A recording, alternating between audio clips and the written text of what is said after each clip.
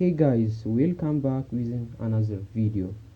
ዛሬ የምንጀምረው ምንድነው አዲስ ቻሌንጅ ነው። ቻሌንጅ ዊዝን ዩዚንግ ኤችቲኤምኤል ሲኤስኤስ ኤንድ ጃቫስክሪፕት የተለያዩ ፕሮጀክቶችን እንሰራለን። ዳት ሚንስ ብዙ ፕሮጀክቶችን ማለትም ስታርቲንግ ፍሮም ደ ቻሌንጅ ዋን አውቶ እስከ ብዙ ቻሌንጅ ድረስ እንሄድ እንችላለን።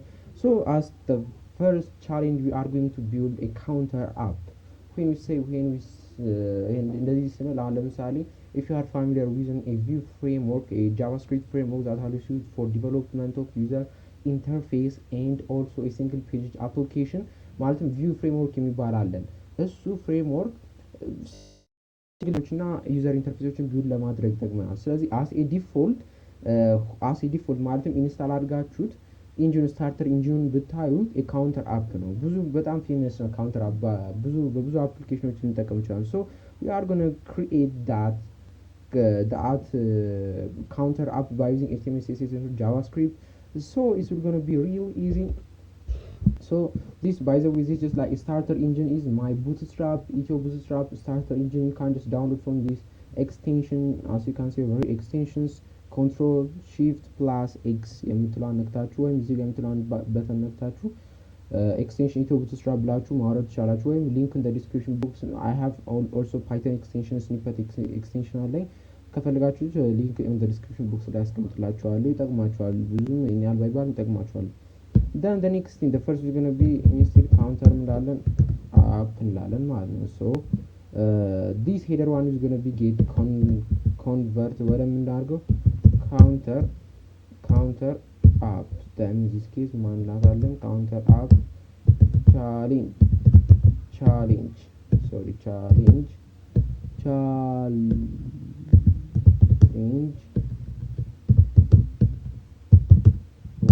I don't know, altayenim, that's right. So challenge one is going to be start from the counter app. So as a first this simply ምን ያደርጋል ማን ፕሮዲዩስ ያደርጋል? as you can see simply counter app. I have a live server extension. You can just download it from the extension. So it's going to allow you to have a live server like a nodejs ከምታውቁ ከሆነ just like that also for the development of the nodejs application by normally you starting the server የሚያደርግል nodejs የሚባል ፓኬጅ አለን። if you are familiar with a nodejs ካወቃችሁት እሱ ይገባችኋል። so we are going እዛ ውስጥ አንገባም። so live server ነው። ስለዚህ as a live server HTML ላችሁ እንትን ማለት ትችላላችሁ። or in this case we can use a nodejs as a server መጠቀም እንችላለን። እሱን ትንሽ ወደ እየጨመርን ፕሮጀክቱን እየጨመር ስንመጣ we are going to start to build a full stack የሆነ እንትኖችን ቢውል ለማድረግ እንሞክራለን ማለት ነው። so the next thing that we are going to do is we should able to create the paragraph tag. This p tag is responsible for the counter, something like counter. So the counter which is going to be start from 0 ይሆናል ማለት ነው። this is like the counter but easy. እንትንስ div container ውስጥ ወይም div element ውስጥ wrap አላረኳቸውም። ስለዚህ if you're going to be really easy ነው የሚሆነው። ኮምፕሌክስ ላለማድረግ ነው እንደዛ ያደረኩት። then the next thing ደግሞ you are going to define the button dot btn we can just btn. so let me just define the button yeah. so let me just create the button. we can just we have a two ways. that means እንዲህ እንዳልኩት በbtn ብላችሁ መፍጠር ትችላላችሁ or either በዛኛው if just like class ከሆነ ማለት so I'm going to use a bootstrap which is going to be btn primary. I think btn primary መሰለኝ so click me እንለዋለን። click me የምትለዋና let me just check it over here. yeah, perfect. as you can see click me but this not yet being. so we are going to align them to the center እናደርጋቸዋለን። so we are going to use ምን እንጠቀማለን? CSS እንጠቀማለን። so ትንሽ CSS ነው የምንጠቀመው ብዙም ይሄን ያህል CSS አንጠቀም። ስለዚህ style dot css ነው እዛው እንደ current directory ነው። so we are going to have a universal selector which is going to be I'm going to give the margin to be the 0 pixel and also the margin and also the padding to set to the 0 pixel. and also after just doing this if I just have a reusable, I don't have a reusable. I just want to create a root scope ለመፍጠር ነበር but ምን root scope ስለማያስፈልገን እተዋል። that means CSS ላይ የምታውቁት root scope እንደዚህ ብለን define item. this is like the way for the defining a variable. The variable, that means you can, in the CSS you can define the variable. The CSS ላይ define variable ሁለት dash dash እንጠቀምና the name of the variable, if you just like primary key, a primary color ከሆነ የምታደርግ primary color ማድረግ color define ማድረግ ትችላላችሁ or other stuff you can just define or declare ማድረግ ትችላላችሁ variable ማለት ነው. So after just define this universal selector, now the next thing that we are going to do is we are going to header 1, which is going to be the header 1 element. ስለዚህ እያንዳንዱ ላይ እቺ ነው ማሳያችሁ header 1 aligned with center, ስለዚህ center እናደርጋታለን and also for the header 1 and also for the paragraph ማለት ነው we are going to use a comma. Then the next thing ደግሞ ማን አለን for the button አለን the button አለን ስለዚህ the button element ራሷን wrap እናደርጋለን because if there is a class what we are going to use a dot. If this is a class name, if it is like the id name, you are going to use this hashtag. So for this what you are going to do, you are going to set the position.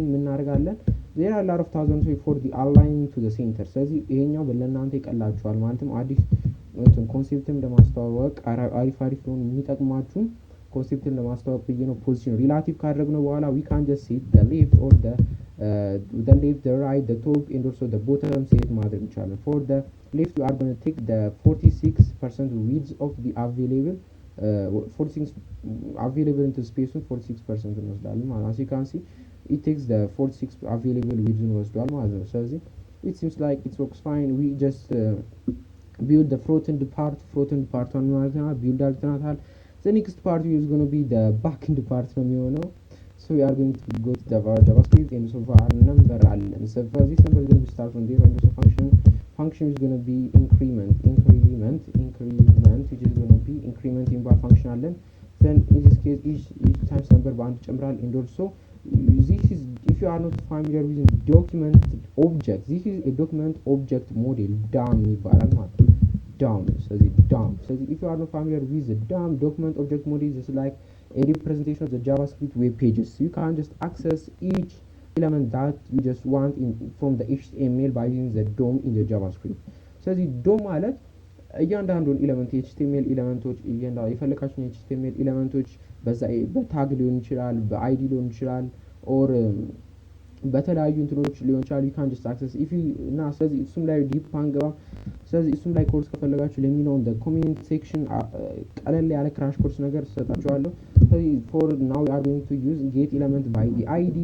So by the id that we have defined for the paragraph tag ቅድም ምን ብለናል for the paragraph tag we have given the id of ምን ሰጥተናል the id of counter ሰጥተናል ቅድም ታስታውሱ ከሆነ counter እና from this we are going to grab the inner HTML part. So we are just playing around using a zero that we have initially ምን ያደርግና zero initially ምን ሰጠናትን zero as you can see እቺኛው it has an id of the counter zero የነበረችው ምን ያደርግ ነው access እያደረግን ነው ማለት ነው.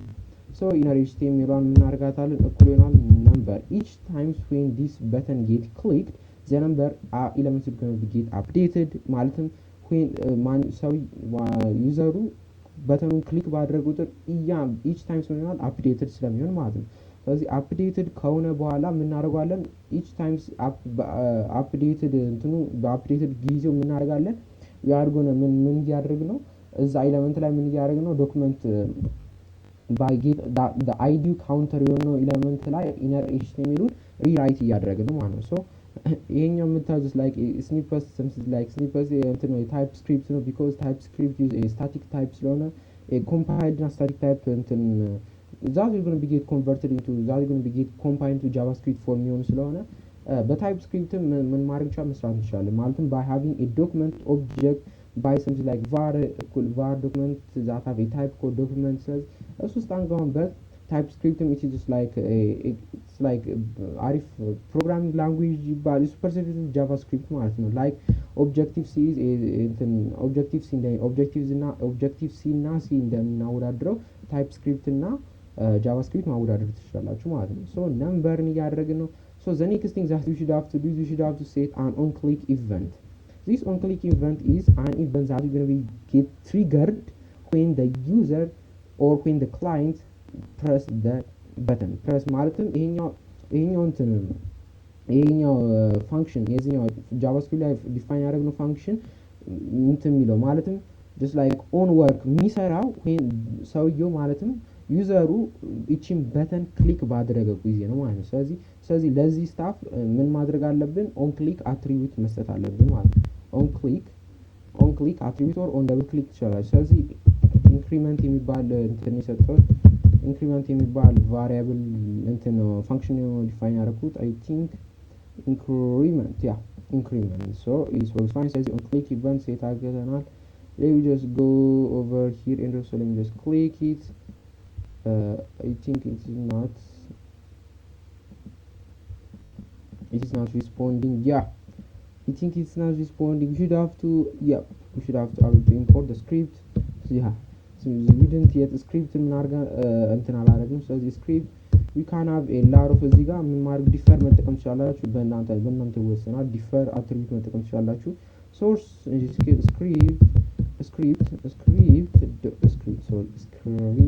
dot js እንላለን ማለት this script dot js from the source we can just use type which is going to be text /javascript as a default setter ስለሆነ አያስጨንቀንም ማለት so we can refresh ባታረጉትም ራሱ ሪፍሬሽ ሊሆን ነው ላይቭ ሰርቨር ስለሆነ ማለት ነው። so still now it is not working. script.js screens source crc no source it's my bad. click me as you can see it works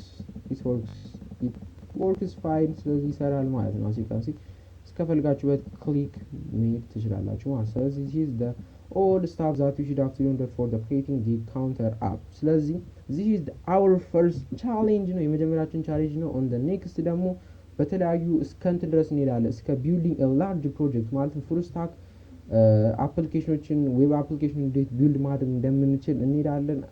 እስከ እንትን ድረስ እንሄዳለን። እናንተ ምን ማድረግ ነው የሚጠበቅባችሁ? only subscribe, like and so share ማድረግ ነው የሚጠበቅባችሁ። until the next video, bye bye.